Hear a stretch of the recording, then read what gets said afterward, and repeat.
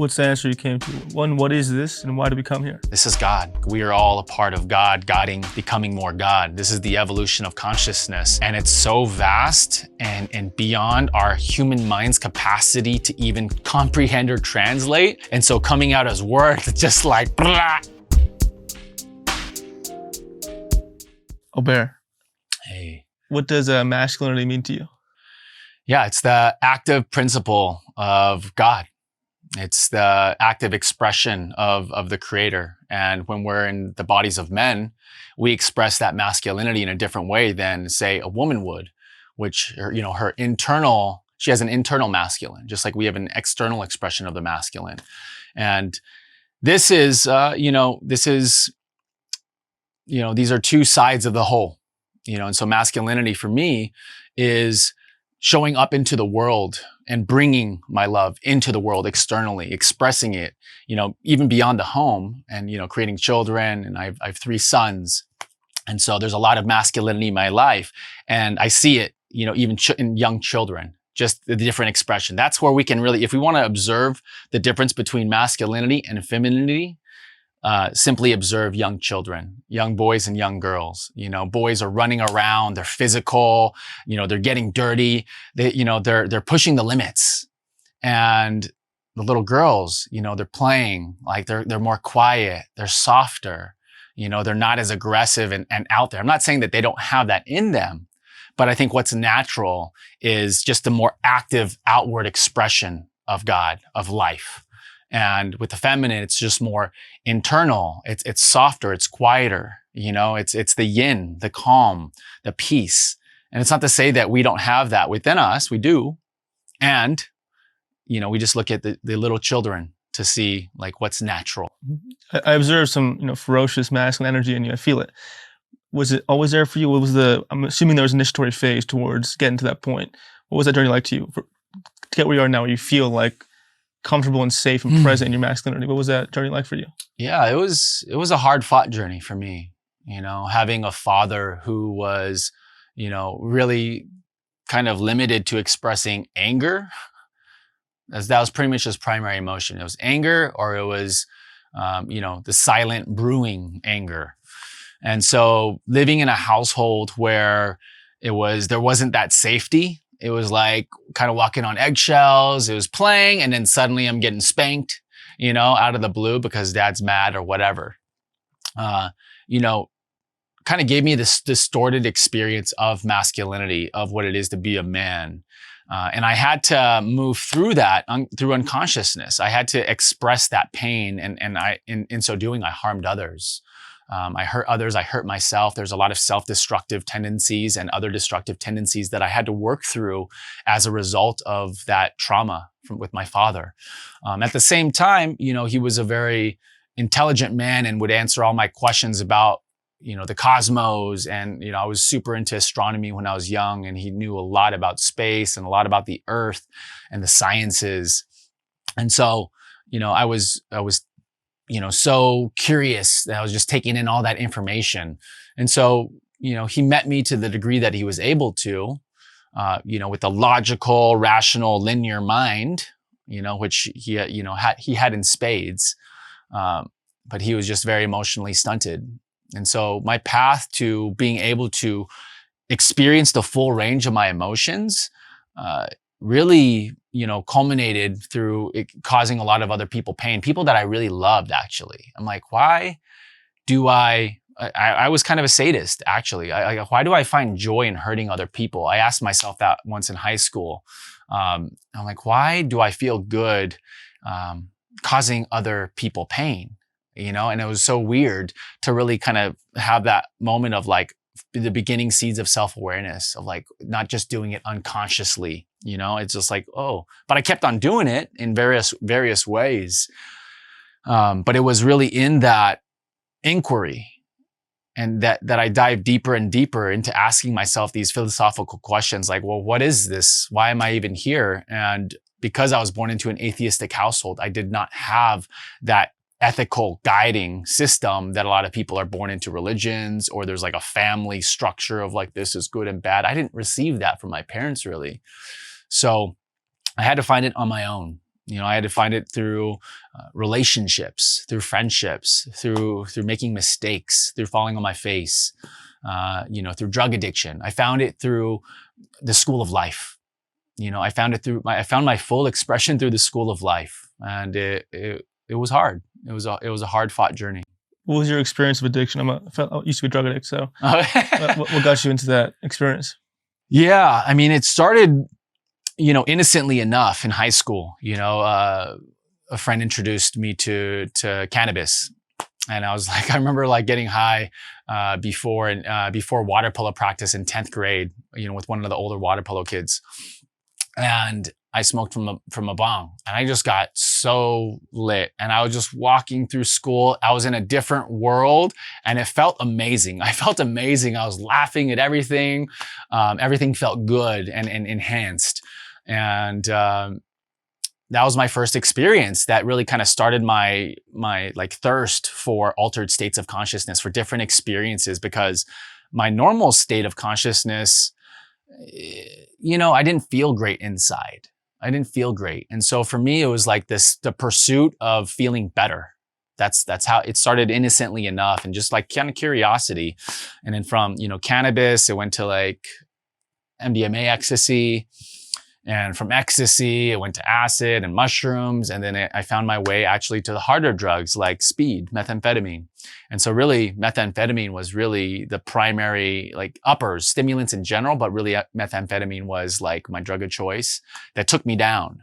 And so I started selling. I met a dealer, an older dealer actually, who taught me like how to bag, how to clean, how to do these, and how much, just taught me the game. And I was still pretty young. I was 15 at the time. And so I kind of carried that. And I something within me was like, this feels too good. I better like kind of push it away and like try to stay away from this stuff for now. And so for 15 to 17, I had sobriety. I was just kind of like pushed away because I had like a little brief stint when I was 15 with methamphetamine. But then I think just the stressors of life, and then that thought of like, oh man, that felt really good when I did that, and it brought me in. I was a really, I had high aspirations. Kind of, I was around like AP kids. I was in AP classes. I was like the yearbook editor. I was the commissioner of spirit on stage. I wanted to excel. You were doing meth in high school? I was, yeah. Wow. Yeah, and that. Like I basically had an active addiction from 17 through 19. 19 was when I first had my first arrest for felony sales. And that was like a wake up call, because I ended up in men's central jail in Los Angeles around like just real criminals, like real people who are like, serving 25 to life for murder, like waiting to go to prison. And I like it opened my eyes just going through like the intake process, which is like a grueling 3-day trip through hell. A lot of people are like, coming off of drugs, there's like a lot of mental illness. There's a lot of just aggression and fear. And the cops are, the worst. It was just a hellish environment. And just having that experience was like, and talking to the different inmates. I was in a cell with like, I want to say 60 men, all facing various different charges. But having conversations with some of the older people in there, I think God protected me and guided me through that process. I saw people get brutalized, like beat near to death, like not that far away, a few feet away. And I was talking to a guy one day, and some guy just rushes him and knees him in the face and just brutalizes him and beats him nearly to death. And the guy's just like crying and whimpering. And it's just brutal in there. It's like, and I asked myself, is this where I'm going? Is this where I want my life to go? So it was like a wake up call. It was a major wake up call. And I was like, okay, I'm going to get off drugs. I'm going to write my life. I just like made a commitment to myself. And so when I got out, I set upon doing that, but I fell back in because of my old group of friends. It just fell right back into How long did it take until you fell back in? It was like a month or two. Okay. It wasn't very long, unfortunately, because I think it was riding the high of getting out, and I was like, trying to occupy my time, but I really didn't have those things to focus on that could help me rise. And so that experience of falling back into addiction, and I was on formal probation as well. And I remember I'd have to call every night to see if I'd piss test the next morning. I had to go to court and piss test the next morning. It was random. And I remember missing several. And then one day I just happened to catch one, and I go in, and my probation officer is like, look, you're a good kid. I don't want to send you back to prison. If you're going back to prison, and it's going to fuck up your record. It's going to fuck up your life. And that was a wake up call. He's like, you got to try.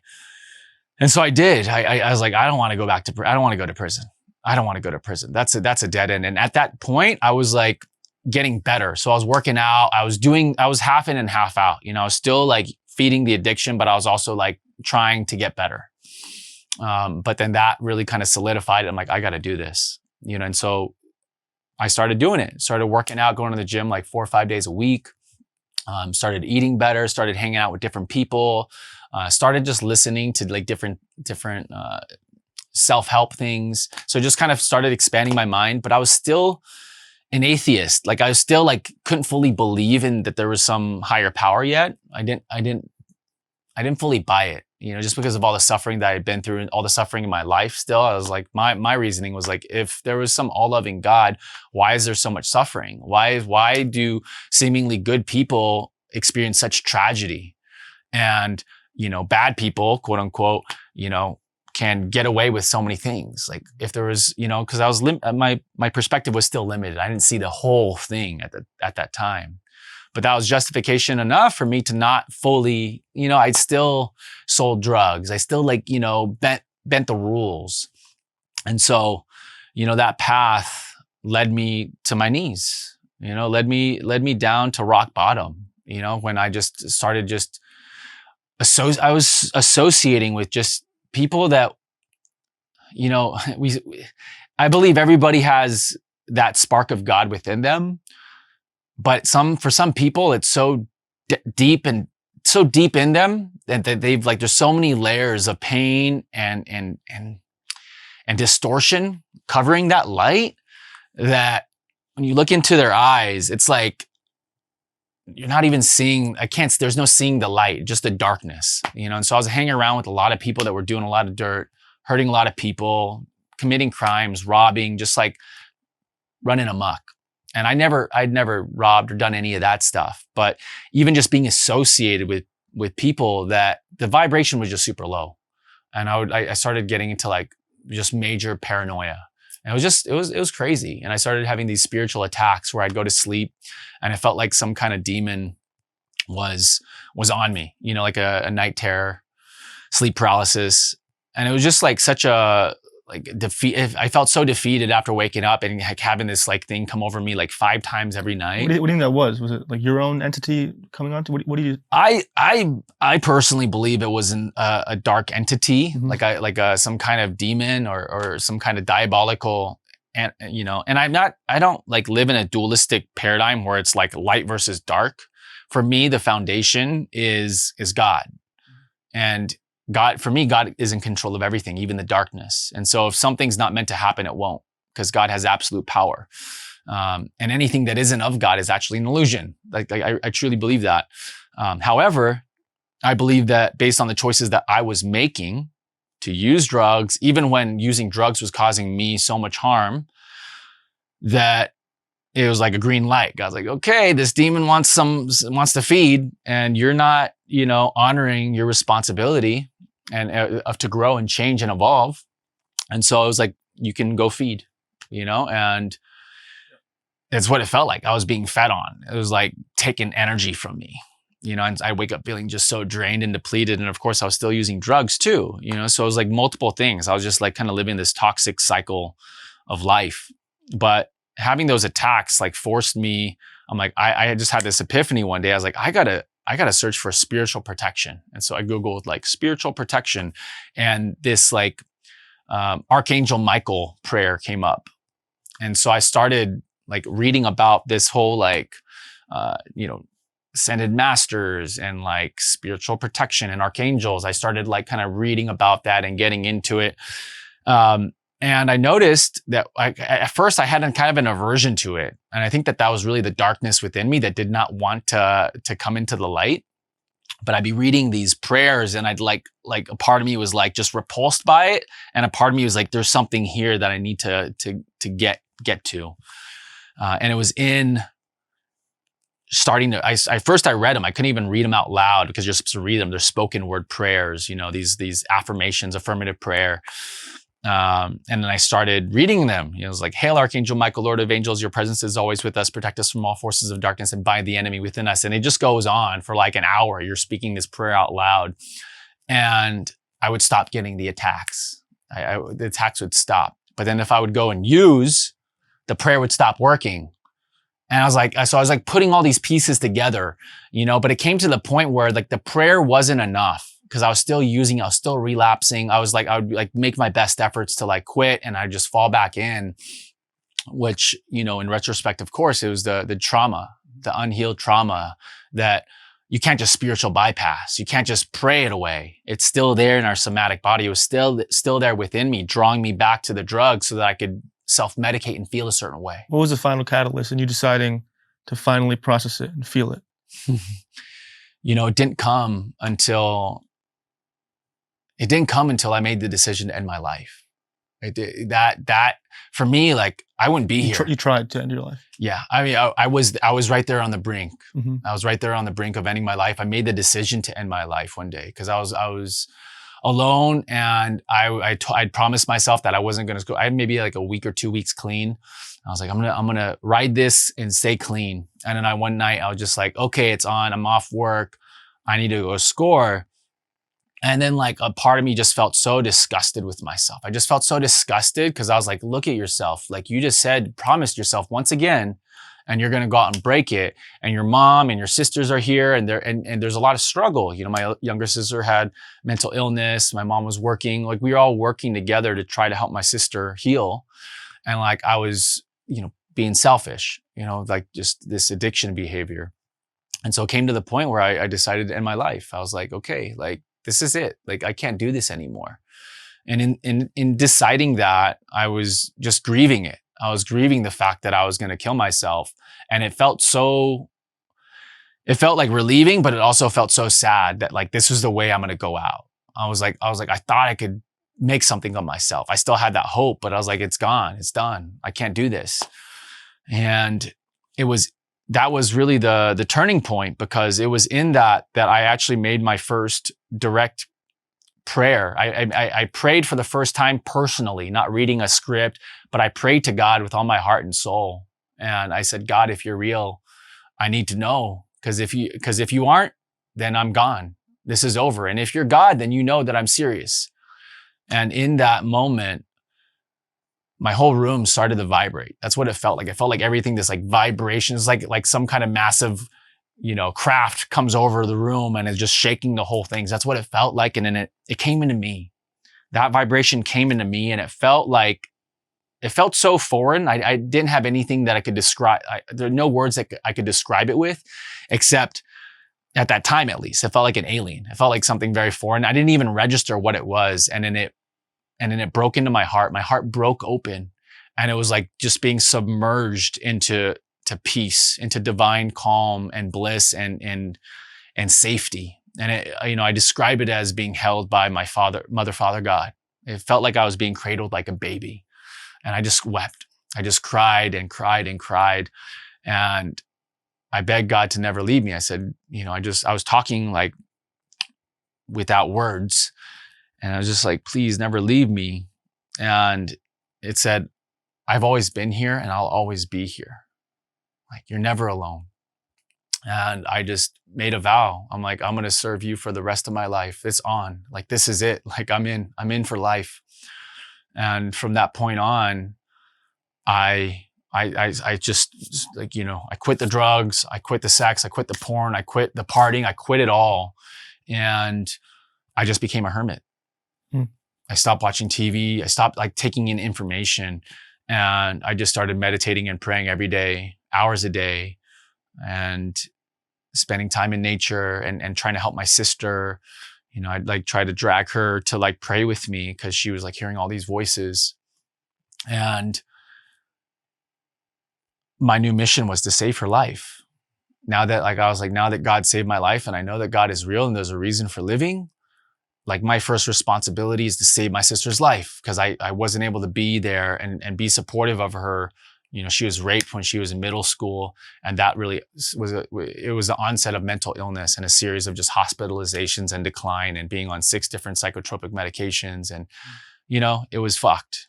It was fucked. And then I was like, now that I'm here and I'm like lucid and I'm like committed to my sobriety, I'm going to help my sister. I'm going to help my sister heal.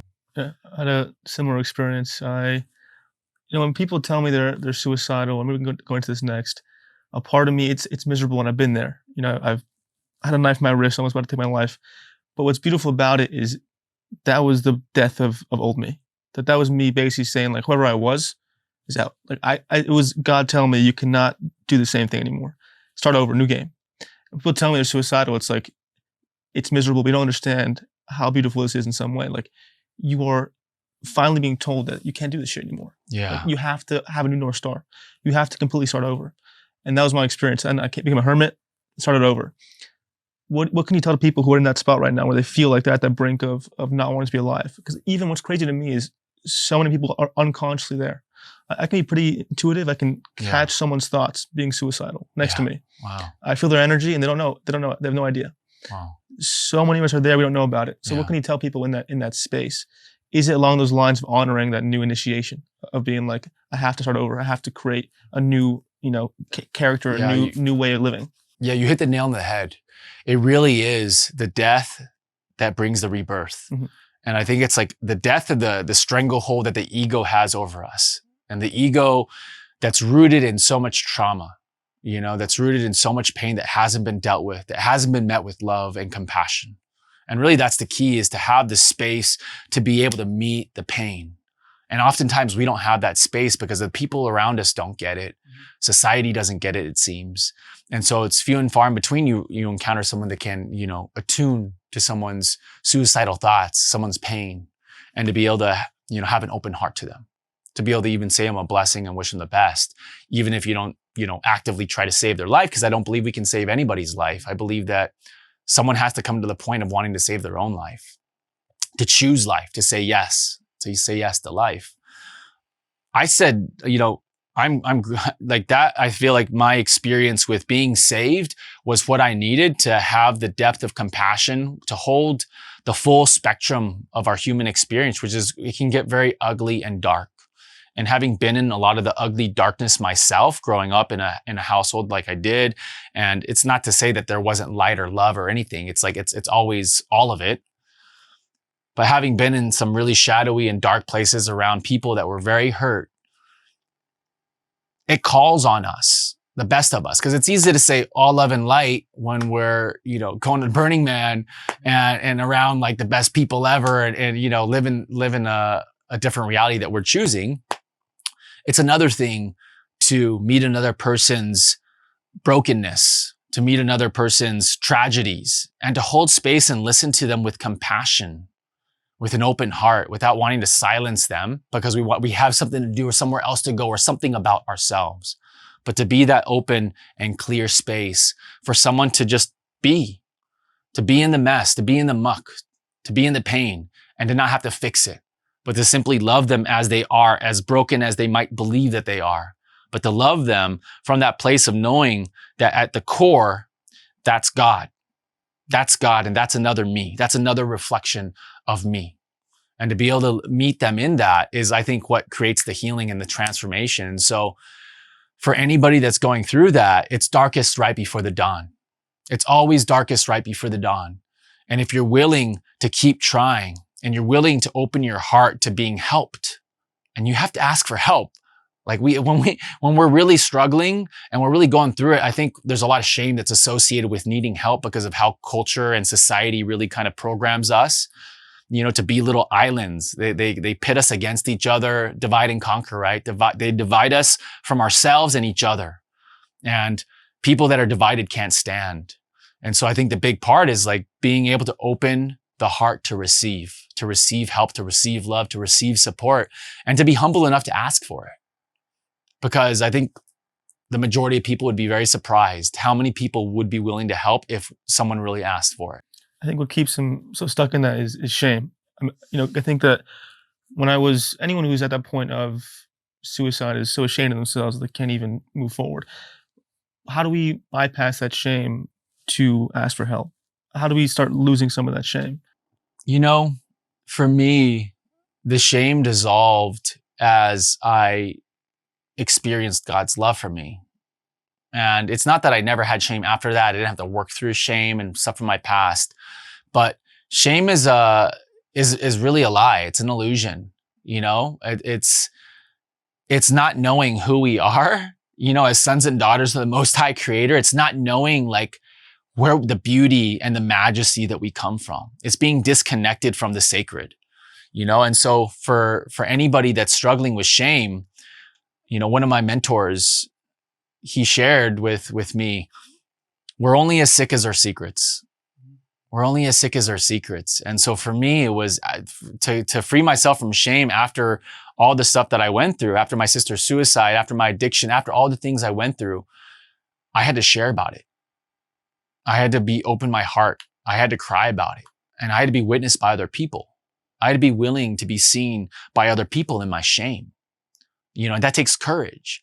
And so without courage, there's no way to conquer shame because it keeps us in that private prison where we're trying to defend what we feel like is those parts of us that are unlovable, unredeemable. And so if we have the courage, which comes from the heart, if we can tap into that courage and just take that risk to say, I need help. I'm sick. There's something wrong, and however it might come out, that will open up the channel to receive everything that we need, to receive all the help and support we need. So you mentioned there the disconnection to the sacred is one of the things that causes most of our pain, our shame. How do we connect to the sacred? What are practices you do, or that we can all do in a day-to-day basis to start connecting to the sacred? Yeah. So it comes down to shifting into a different state of consciousness, not just our normal beta wave operating in the world state of consciousness, thinking, right? Thinking, what do I got to do next? What's my checklist? That isn't going to get us tapped into the sacred. So we have to, if that's where we are, we have to downregulate. We have to deepen into our heart. And that takes stillness. We have to be able to silence the mind. And I think silencing the mind is a process that we have to train. And that's why we have meditation. That's why we have exercise. That's why we have walks in nature. It's all around us. It's very available to us. I think that sometimes we overcomplicate things. But the thing is, it's not like if you go into the gym and you're like, you see someone that's just jacked, that's super ripped, and you're like, I want to be like that guy. You don't just go into the gym and work out one day and expect to be that guy, And so depending on where we are and the level of like noise we have in our minds, that's going to determine how much effort and work we need to put in to practicing, to stilling the mind, to training it so that that we become its master versus the other way around, which I think the majority of humanity is a slave to their minds.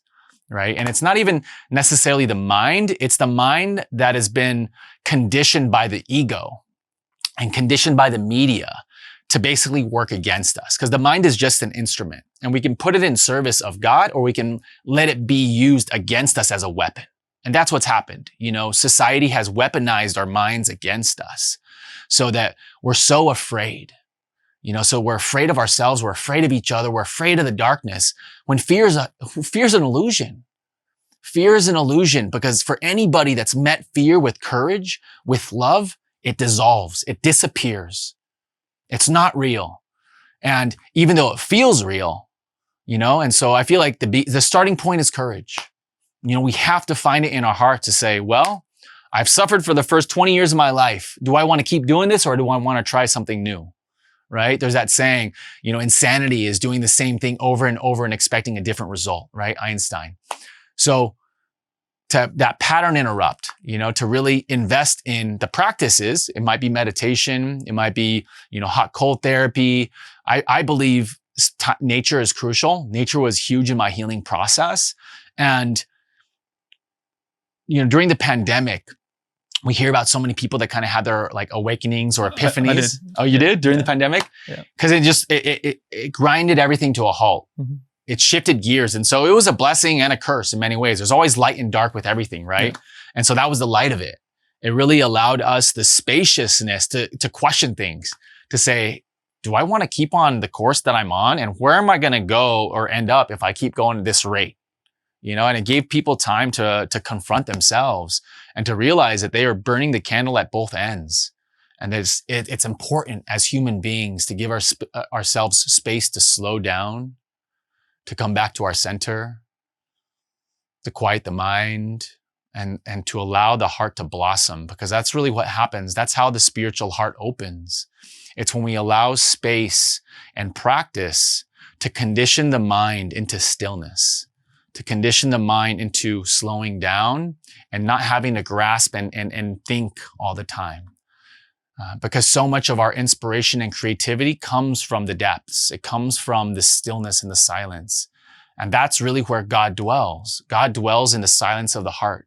For anybody that's truly encountered God in a mystical way, whether through meditation, prayer, plant medicines, whatever way and avenue that people have used to connect to the ineffable, to the great mystery, silence is such a big part of that. Silence is such a big part of that. And I believe that our greatest teacher is nature. You know, right here, nature is such a beautiful teacher of how to become silent. You know, and some days when I was younger, I would just, you know, after my awakening and after like realizing God was real, when it just felt like too much, I just go sit in nature, you know, go sit in a field. Even though I was living in a city, you find a park, like whatever you have available. And I would just sit there all day.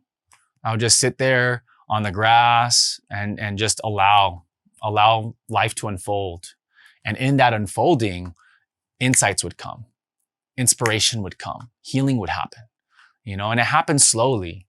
And I think that we've been so conditioned into this like rat race, go, dopamine on call, you know, way of life, that we've really lost the value of slowness and stillness and slowing down into nature.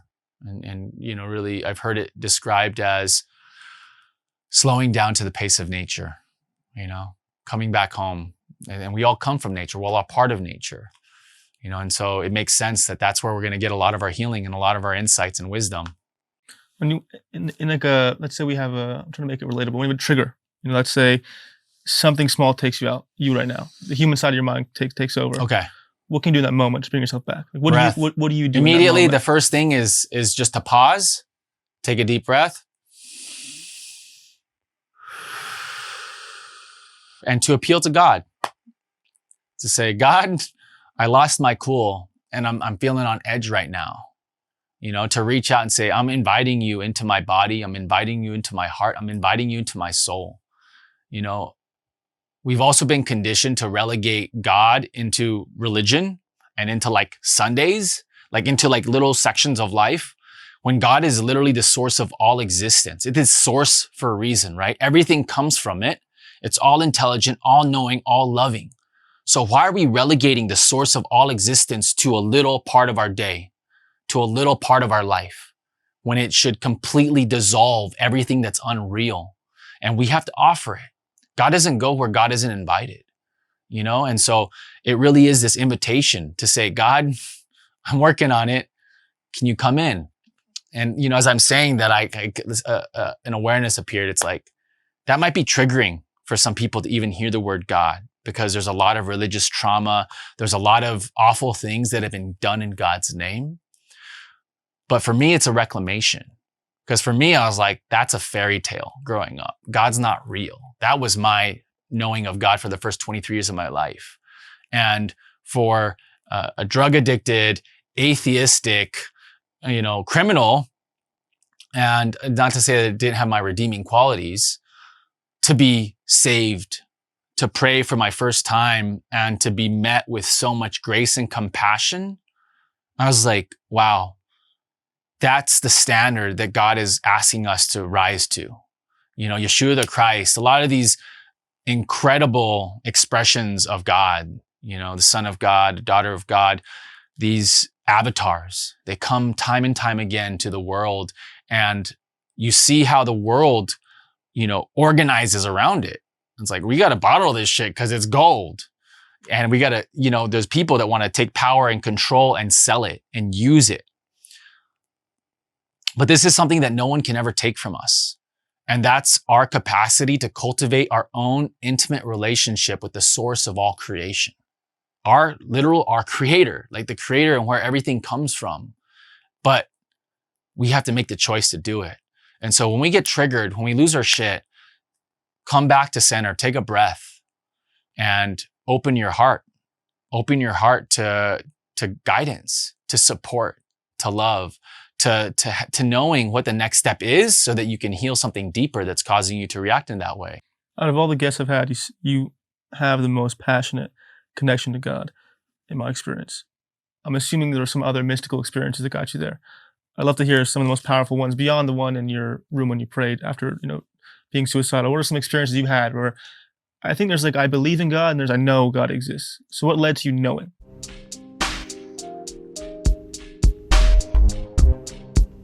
I'm going to give you a break to digest all this amazing information.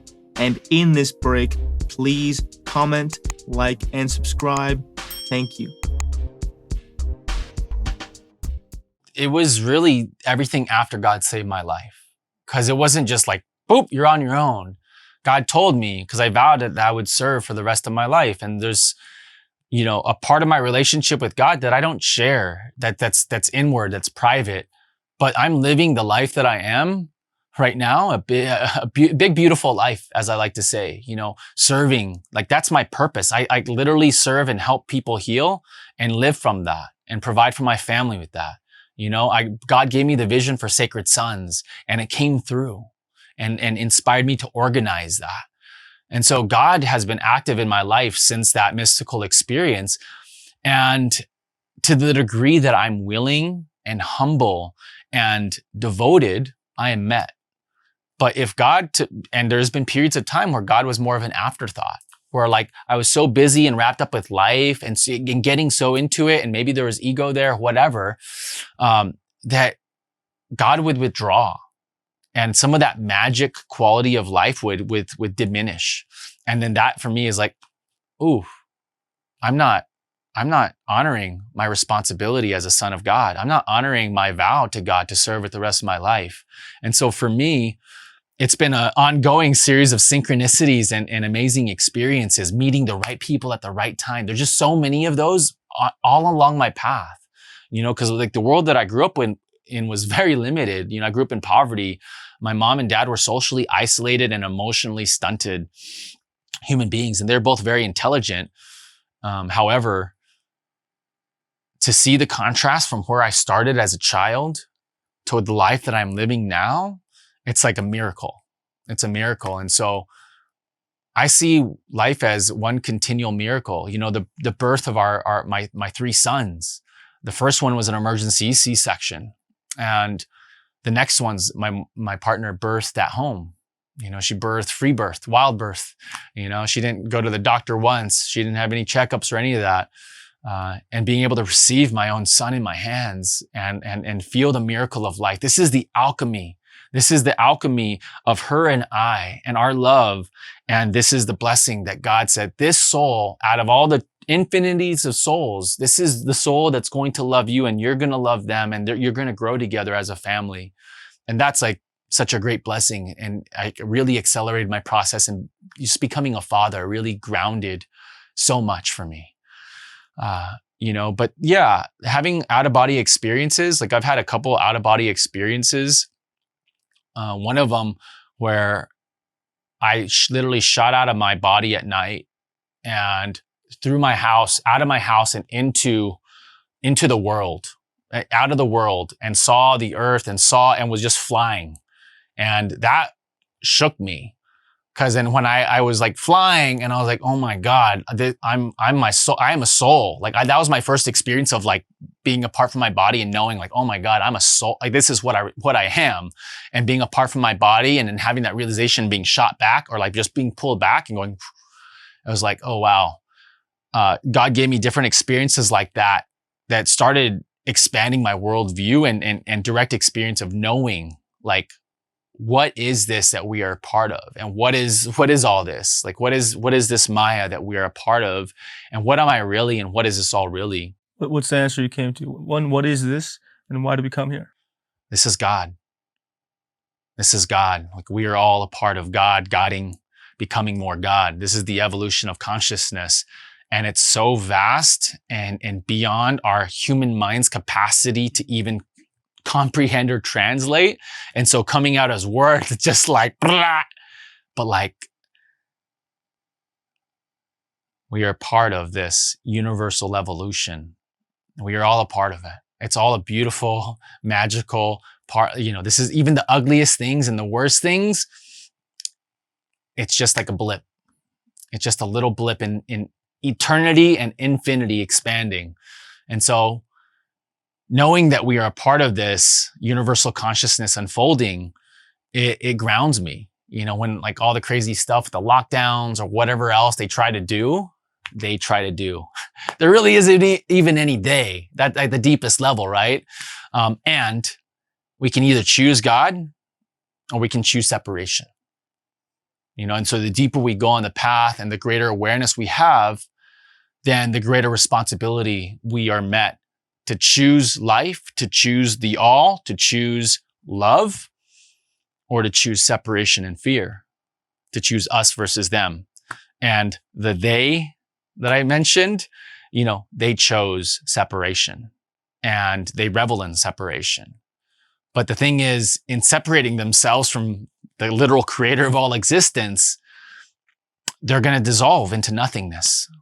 I believe that we are eternal souls, but there's also the philosophical understanding from, the Vedas about the kalpas. These are like really long periods of times, like 5 billion years is like one in-breath and out-breath of God, something like that. And I conceptualize it as like the Milky Way, the Big Bang, right? Like the Big Bang. That's like the out-breath of God. Here's creation. And then at a certain point, there's the in-breath of God.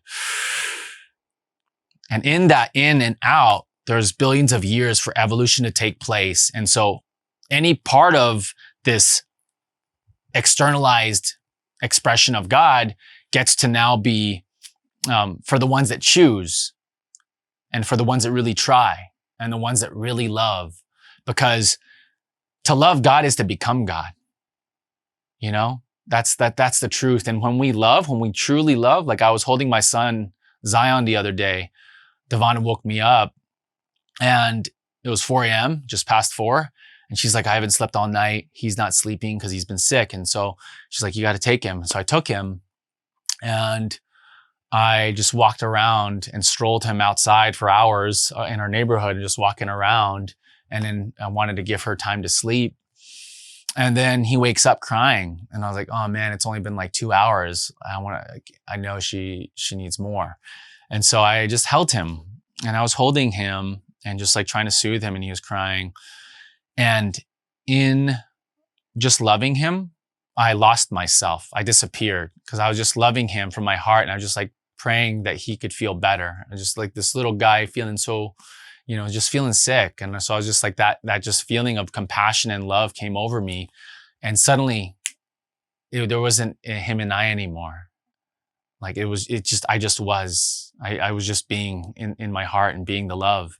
And in that, I was experiencing God. I had this like little mini mystical experience with my son Zion. The first one in that way. I've had other like little experiences with him, but like that was like a really special thing of like reaching that point of compassion and just not wanting him to hurt. And that moving from my mind and just completely into my heart, and so my name online used to be Spiritual Heart because when God opened my heart, I literally felt it like open up and all that peace fill it. And I never had that experience before. I'd like fallen in love before, but this is a whole nother thing. Divine love is a whole different thing that we sometimes expect God's love to be like human love. And maybe in the heights, the depths of human love, we can taste what God's love is. But God's love it dissolves the ego. It dissolves the unreality because it just is. Why do you think that observing someone else's suffering is one of the ways that opens our heart the most? Like you talked about your son. In my experience, my mom in her process of dying, witnessing that for me, Hmm. my heart was like, it's.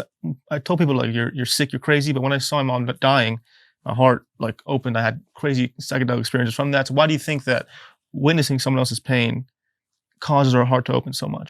Yeah, it's the mirror neuron activation, it's the empathic connection, and it's the thawing of the walls around us because it penetrates us. Feeling someone's intense emotions penetrates those walls and taps into our pain, our pain, but also our compassion. Because we can't have compassion without having known on some level, maybe not even in this lifetime, but on some level, what it is to hurt in the same way, in a similar way, and that's what bonds us as human beings and we're all in these bodies. We're all these souls in these bodies, and we all go through the same emotions. And while we attune to different realms, I believe realms or dimensions of existence, simply feeling and simply having the capacity to see another person feeling a certain way and being able to know immediately what they feel. They might not even be outwardly expressing it, but when we're sensitive, we can attune to someone's energy, like you were saying. So if someone's sad, it taps us into that part of us that gets it.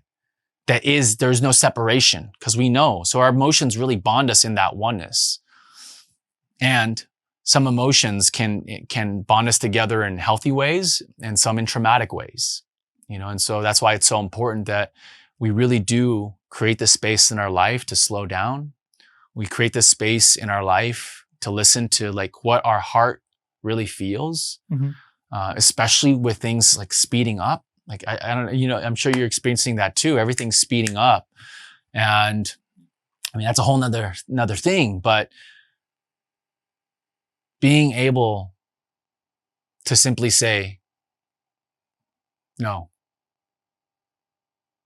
to simply pause and allow ourselves the space to come back to center and to ask ourselves some honest questions that can completely reorient us. It can help us cut through all the noise that we're constantly being bombarded with, of course, by our own choice. If we're tapped into the media, social media, our phones. I mean, our phones have become just like these personal computers, and they're great. And it's powerful what we've been able to do with them. And it is really what we make of it. And, it can be a pitfall. It can be a pitfall, just overutilizing technology and not having dominion over our mind and our body. Because it's having dominion over our mind and body that allows us to create from a place of love, from a place of truth, rather than being conditioned and pulled this way and that into chaos, into fear, into illusion. How are you managing having kids at a time where they're pumping this stuff the hardest? Yeah, that's a good question, because that what really was always one of my biggest reasons that I didn't want to have kids. Is like, this world is fucked. Why would I bring an innocent child into this madness? And when I met Devana, it was like, we had this like beautiful mystical experience when we were out camping on Mother's Day one year, and we just dissolved. We were on some LSD actually, but we just dissolved into one, and we just started like rolling around in our tent like a ball, and we just like I saw the past like lives, and I just like this beautiful experience. And after that experience, I was like, oh, I could be a father. And it was like just a clear, like, I could be a father with you. I could have kids. Whereas that was kind of a block before. And in feeling that, it was this deep sense of like expansion and just connection to like my humanity, to like actually feel that desire. Cause I came from a lot of trauma. So I was always like, I don't want kids. This is nuts. There's already so many kids out there that need parents. Like, why wouldn't you adopt? It's selfish to have kids, But as I've learned, and as I'm experiencing now with three beautiful boys, each child brings its gift to the world. And especially when we have a level of consciousness and awareness, the kids that are coming to us, they're like little blessings that are like, they really are the greatest teacher. That's like, people think that that's a cliche thing, but it's a cliche thing because it's the truest thing. And it's literally this soul. I believe my kids' souls are older than mine. They're like my teachers. And, you know, my responsibility is to steward them in a good way, even amidst all the craziness, and protect them from that to the best of my ability. You know, they go to private school. We're not just like letting them watch whatever they want, you know, so really being active in their life and guiding them, which I didn't have. I was raised by the streets and by my friends and by TV and by video games. I was raised by all of it. And it led me to wanting to end my life. Same here. Yeah. Right. And being able to be a father who has that awareness. And like, I have so many moments where I'm like, I did not get this. And it is such a joy to give this to you. And I just got to laugh at like the cosmic joke, you know, that I experienced all that suffering so I could create this life for these guys, because they're going to live a different dharma than I am, you know, and I see it as an evolution. What was the process of calling in your queen? Was it natural for you? Did you have to overcome a lot of internal trauma? Like, what was that like for you? Yeah. I mean, my awakening experience was in 2008.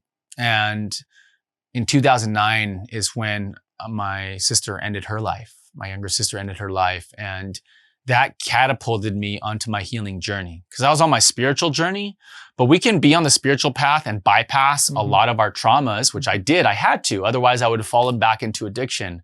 And so, you know, people are sometimes like, oh, you're spiritual bypassing. People spiritual bypass as long as they need to, until they have the outer support and the inner resource to meet the depths of their trauma.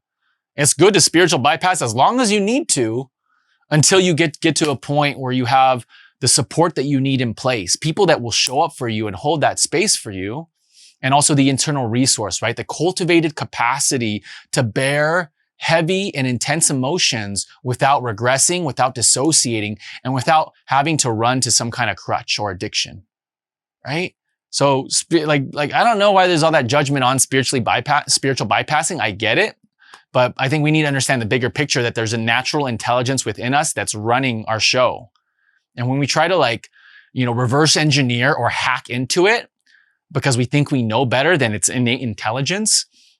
And I mean this from like more of an unconscious place, you know, because I do believe that we can grow and enhance our humanity, you know, with biohacking and with different like tools and adjuncts, therapeutic tools and even plant medicines and entheogens and all of that. I do believe and support in especially in this time. You know, it really is this like all hands on deck. Everything's at your disposal, because we are like literally in this mythic like do or die time.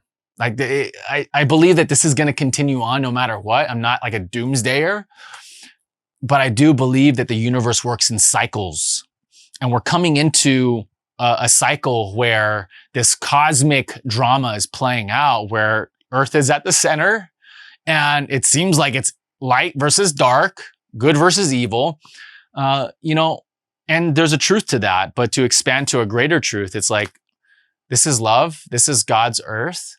This is a springboard for the evolution of consciousness. The Earth is alive and conscious. We don't have to worry. The Earth will just return to homeostasis with or without us. And so the people that I believe this is going to be the metric. It's either you choose God and to live in a world with God at the center, source, love, whatever you want to call the source of all creation and all existence. It's either you orient around the truth, the love at the center of all existence, or you resist that, and then you might have to leave.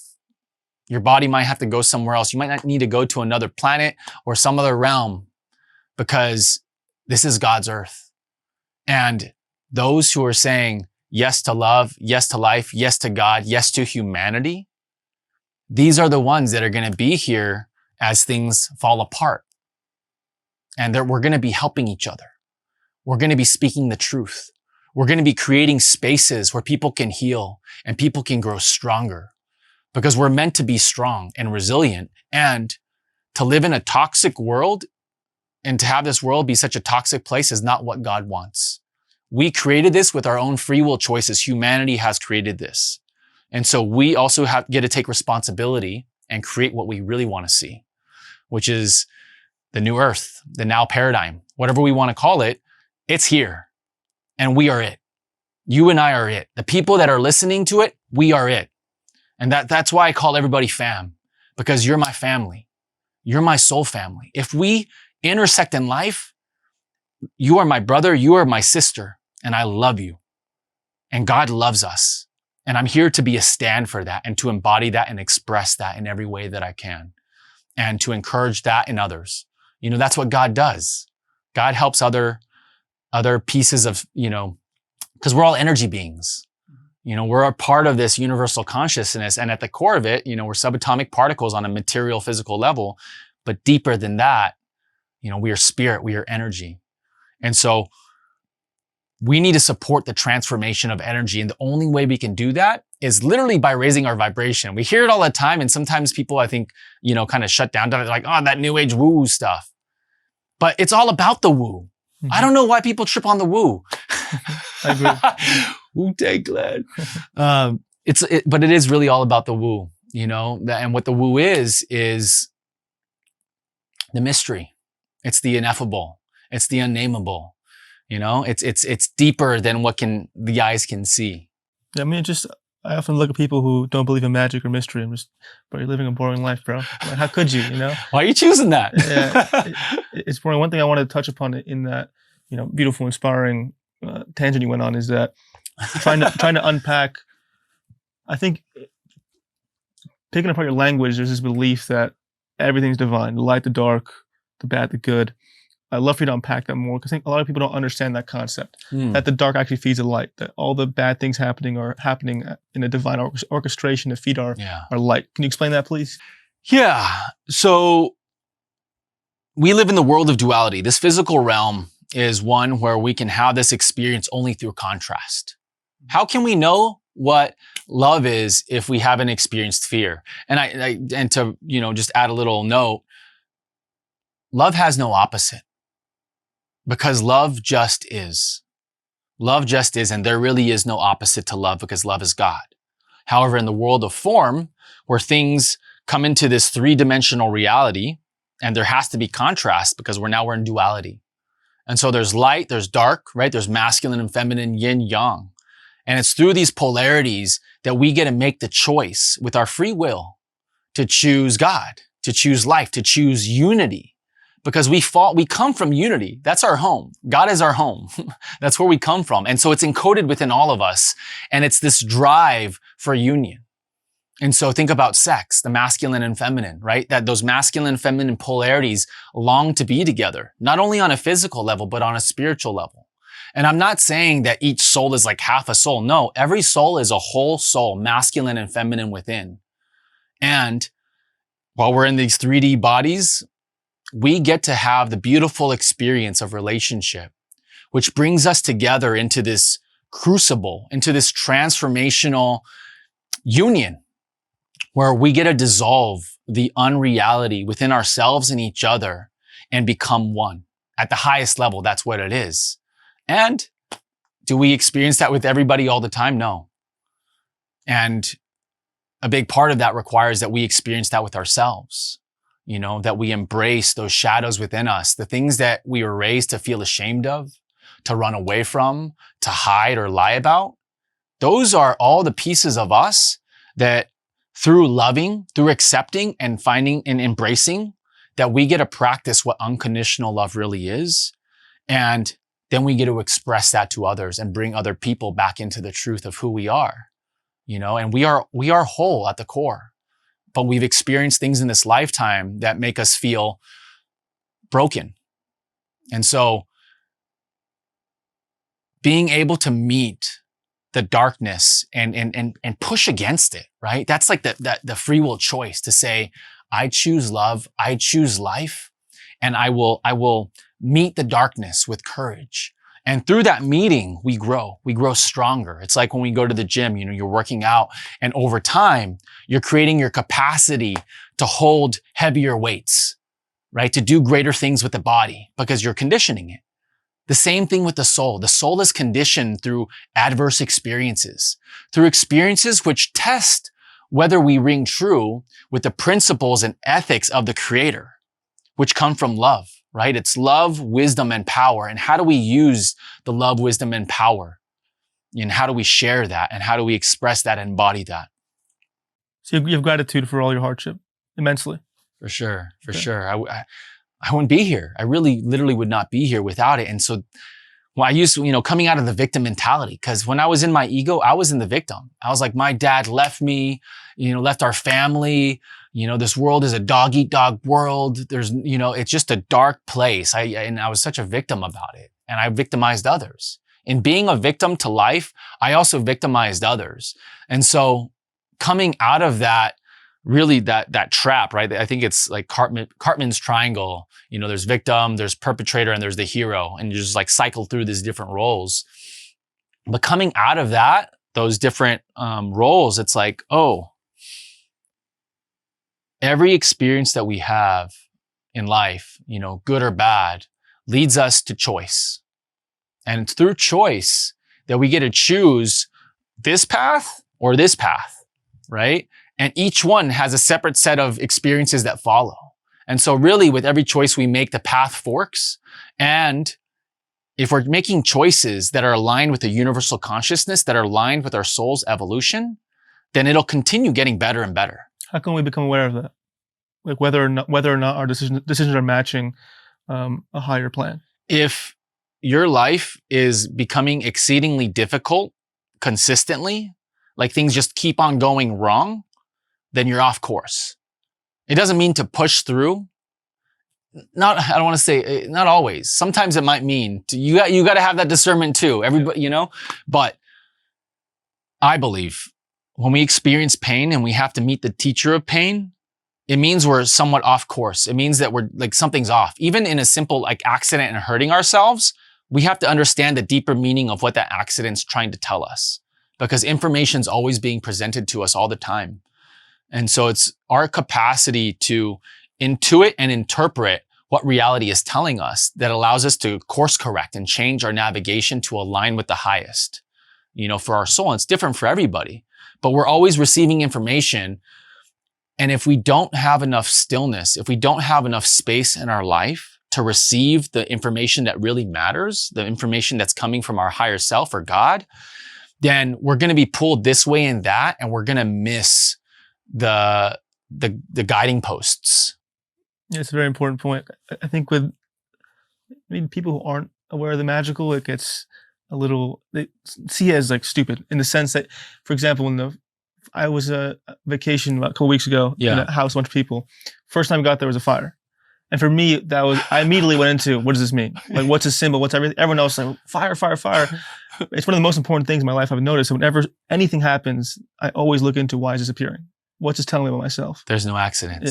Yeah. How do you use that everything in your life too? Like whenever every little things happen, and I don't do it. I went through a phase where I did it obsessively, and it really was too much. Yeah. And that was also a lesson.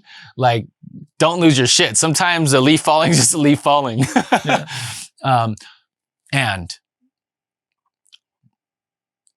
being attuned to the fact that we are energy beings living in a magical, energetic reality that's completely dynamic and always changing is crucial.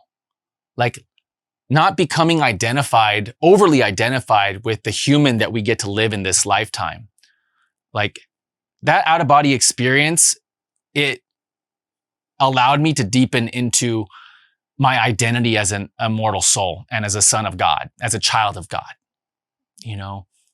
And I gotta say that the soul, I don't believe the soul has a gender. I believe the soul is masculine and feminine, and we're in bodies. And so I'm in the body of a man right now. And so I have the responsibility of a man. I get to show up to life actively, to lead, to plan, to organize, to hold a vision and to bring it to life, right? To bring a vision into life. And that was Sacred Sons. And the next one is going to be a beautiful coming together. But to be able to know who we are beyond time and space, to not lose sight of the miraculous reality that we are taking part in. That's key. That's a big key to continue to be able to stay in alignment with our soul's path, to be able to read the signs and what it's telling us, to not take things personally, right? The Four Agreements are so good. It's like such a beautiful spiritual tome of wisdom that if we could embody the Four Agreements, shout out Don Miguel Ruiz, we are good, but that piece right there, take nothing personally. And so, when negative things have happened to me, when I was younger, before I had my awakening and knew it was all perfect and God's always guiding everything, I would take offense and I would fight against it and I would get mired up in all my feelings over things. And now that I know that everything's happening for me and really living from that place of like, okay, this sucks and it hurts and it's difficult, but it's ultimately happening for me. So my responsibility is to meet it with wisdom and courage and to allow those emotions to move through me as quickly as possible and to stay true to the spiritual principles that guide my life, right? And Yeshua the Christ and the Buddha and all these different teachers from around the world, they came and they shared the same message, and it's the message of love. It's the message of wisdom. It's the message that guides us in treating each other as if you are another me and I'm another you. Because when we can live from that place truly though, it's on. That's where transformation comes from. That's where movements come from. That's where revolution begins. And not like these revolutions that are destructive, that are born of fear, that are fomented from two different sides or one player playing both sides.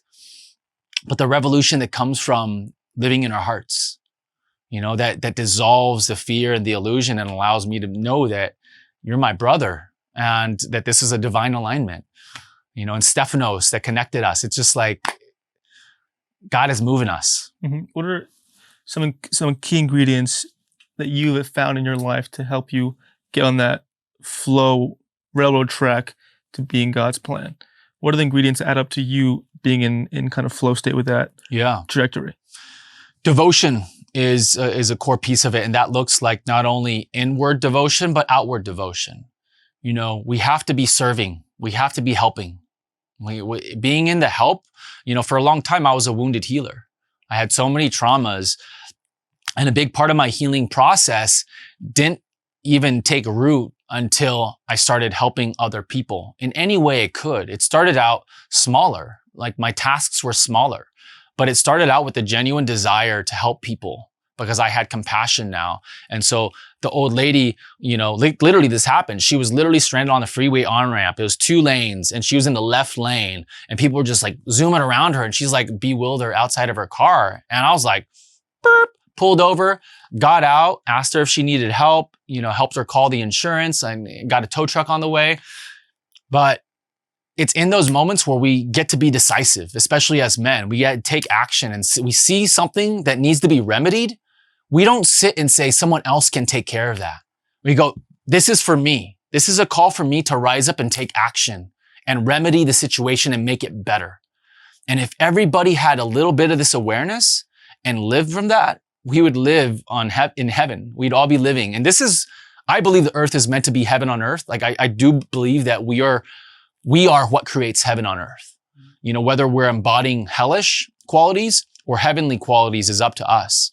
And so I see that as my responsibility, and all of our responsibilities to lead by example is to really live and embody what we want to see in the world. Gandhi said it right, be the change you wish to see. And being able to have an active practice, so being like devoted to a practice and a way of being, but I don't want to relegate it to just a practice. It's a way of being. So that's why I say devotion is the core of it. If you're devoted to life, if you're devoted to love, if you're devoted to God, then you're going to do what needs to be done. You're going to be silent when you need to be silent. You're going to speak up when you need to speak up because we're listening. We're always listening. That's a part of devotion, is to listen and create space to be able to be in our hearts and commune with God. Because without communion and without an active and intimate relationship to God, then what are we doing? Are we just going through the motions of like, oh, this is good, this is bad?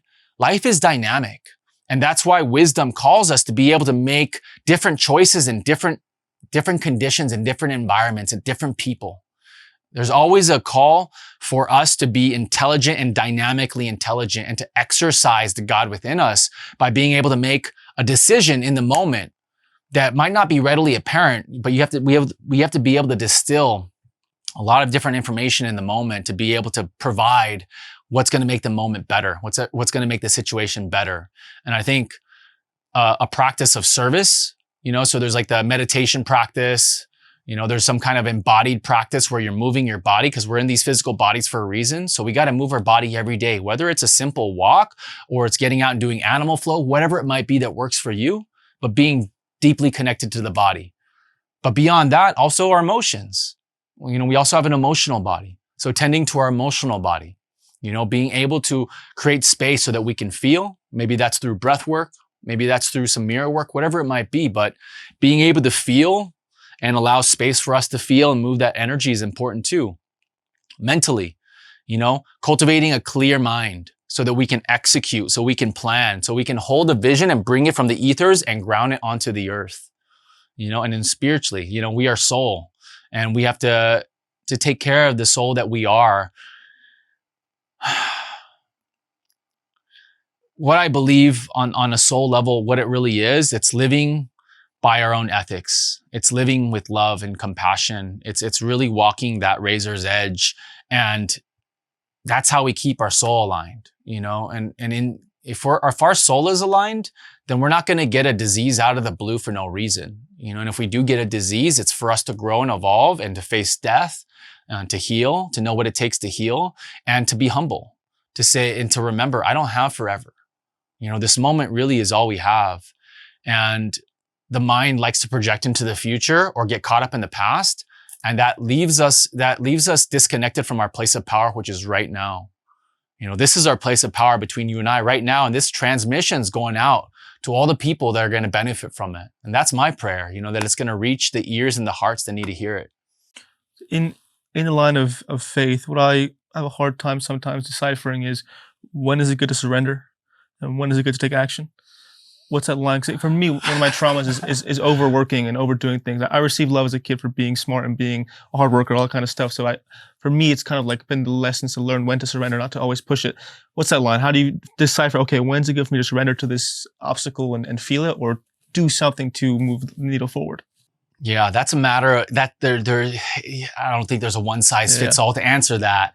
It's a matter of wisdom. It's a matter of knowing yourself. It's a matter of giving yourself enough space to go deeper and to reflect. Because if you give yourself the space, if you give yourself the space, but sometimes if we're confused about a decision, that means we're overwhelmed and our systems, there's too much going on for us to be able to make that clear decision. So I think that whenever I'm confused, I just know I got to pause and take space, because in the past, when I made a decision, just like that was rushed, or like in the moment, like I just, felt like the pressure or something to make a decision, generally it's ended up in not so optimal outcomes, so to say. Makes sense. Well, thank you so much, man, for everything. Especially, I've never been so inspired by someone's devotion to higher power. I feel, even just listening to you and being with you, I feel this inspiration to connect more, be more of service. So for being in front of you, thank you so much, man. I appreciate that coming through from me. Yeah, man. I'm curious, because I've noticed you say higher power. I've noticed you say source.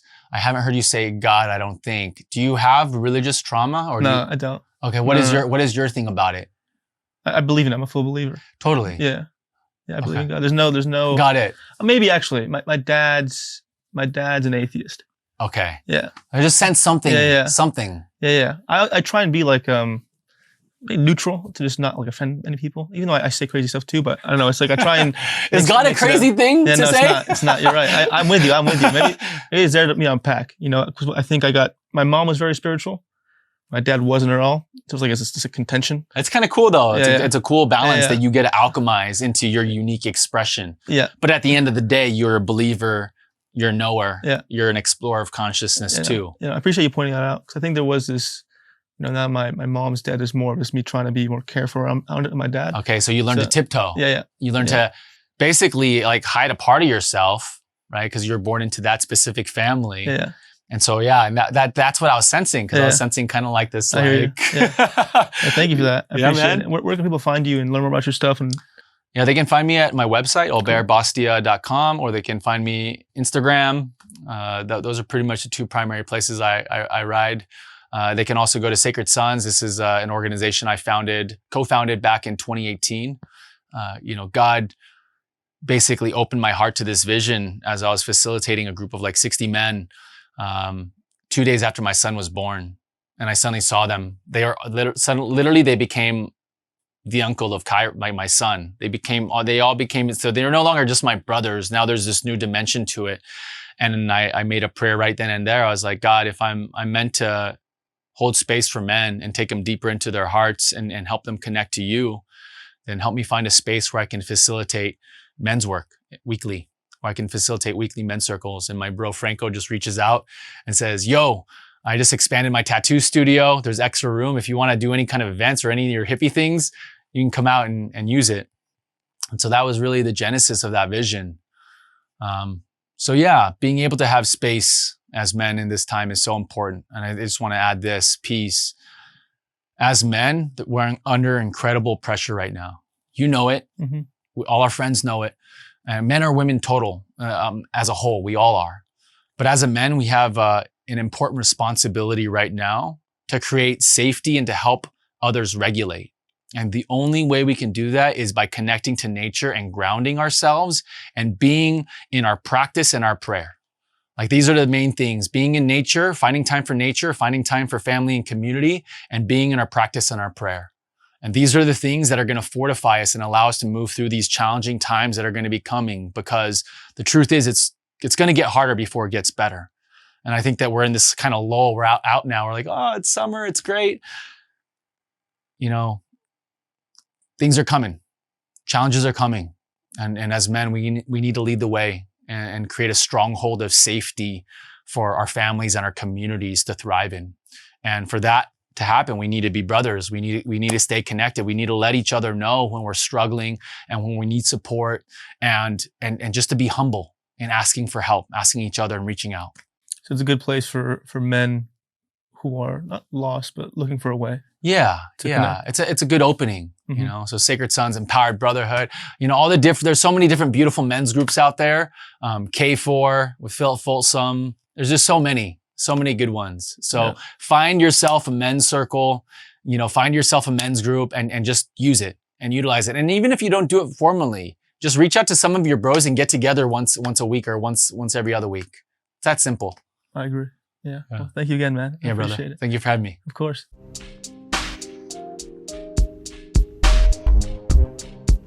I hope you enjoyed that video. If you want to watch more content, please click this video right here and don't forget to subscribe right here. Thank you.